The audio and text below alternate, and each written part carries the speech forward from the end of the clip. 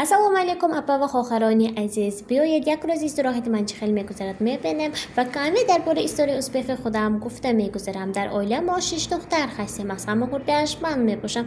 از خرده من به تجارت کردن و پول یافتن شوق بسیار داشتم.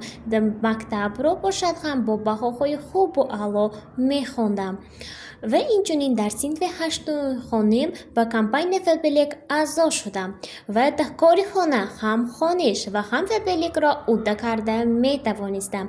در اول به من هیچ کس باور نمی کرد. فبلیک دروغ، لخدران، هیچ کس پول نمی دهد می گفتند. لیکن من به مقصدهای خودم، آرزوهای خودم باور می کردم و دست نمی کشیدم.